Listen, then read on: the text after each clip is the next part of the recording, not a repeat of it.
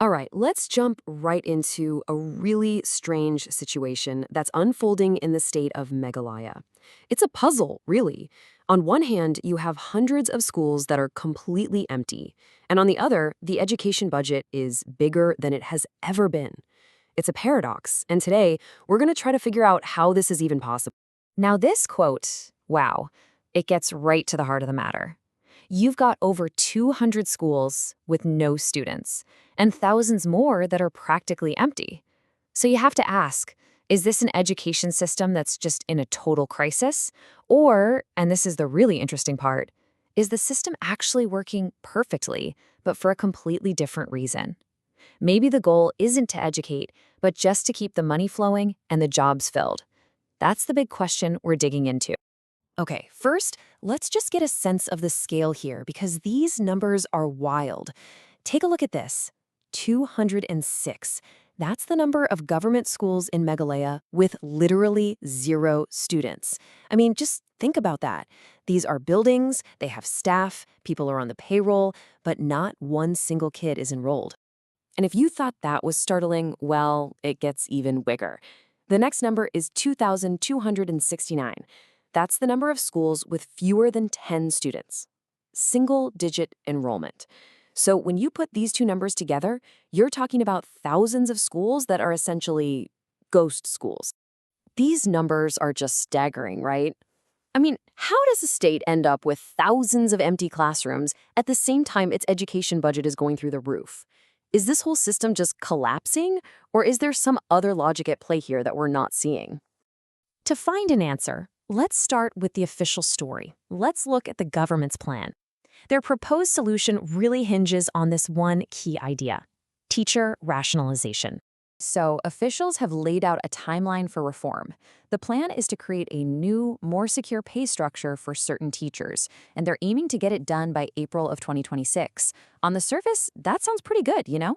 It seems like a move that's designed to support educators. And to fund all this, they're pointing to the money. The state's education budget has soared from 2,000 crore rupees all the way up to 3,500 crore. That's a massive jump.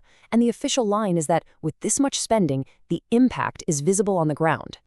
So the government's core argument is this: reorganizing the teaching force, this idea of rationalization, is the absolute key to getting quality education.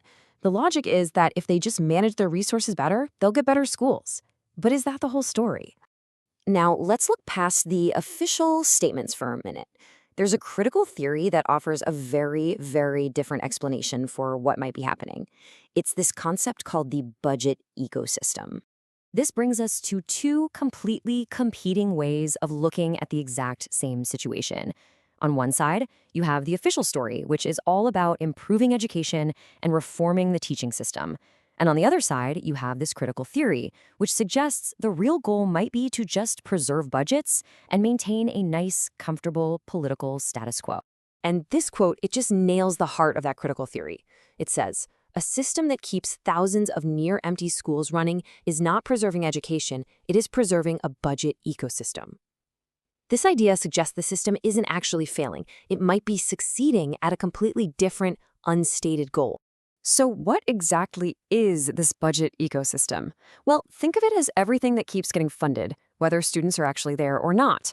We're talking about buildings and construction contracts, teacher postings and transfers, payrolls for administrators, and of course, the political comfort that comes from keeping that whole machine well-oiled and running smoothly. This theory forces us to ask a pretty uncomfortable question.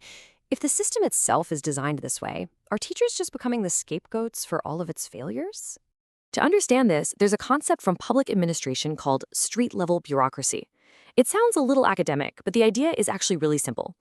It's when frontline workers, like teachers, end up taking the blame for huge systemic problems that are actually caused by bad policy and poor design from way up high. Because they're on the front lines, they're the easiest ones to blame.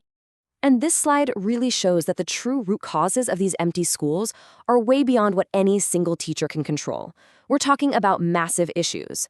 Whole villages emptying out as people migrate, a general lack of public trust in government schools, crumbling infrastructure, and weak learning programs. These aren't failures of classroom teaching, they're failures of high-level planning. This leads us to another major roadblock, a huge lack of data. Without the basic facts and figures, holding the system accountable becomes pretty much impossible. The whole operation just turns into a black box. And this is exactly where a vague policy like rationalization becomes so risky. Without clear data and public metrics to guide it, it can easily just become a tool for disruptive teacher transfers or a way to create job insecurity, all while the real problems like poor planning and low-quality schools get completely ignored. So, what kind of data are we talking about? Really, just the basics. Information that would let anyone check the official claims. Things like how many teacher vacancies are in each district? What are the actual student attendance records, not just who's enrolled on paper? Are there any standardized reports on learning outcomes? Are there clear public rules for how and why teachers get transferred? Right now, none of this is easy to find. Okay, so this brings us to our final takeaway here. Let's call it the viewer's verification task. Instead of just accepting the official narrative, here are the kinds of critical questions that anyone can and should be asking to demand some real answers and accountability. First off, ask for the specifics. Don't just accept a number like 206 empty schools. Ask, okay, which villages have these schools? And if they're empty, why on earth are they still getting funded? You have to follow the money. Next, you have to verify the process. When a teacher gets moved, is it happening based on clear, transparent rules that are designed to help students? Or is it happening because of political pressure? The answer to that question tells you everything about what the system truly values.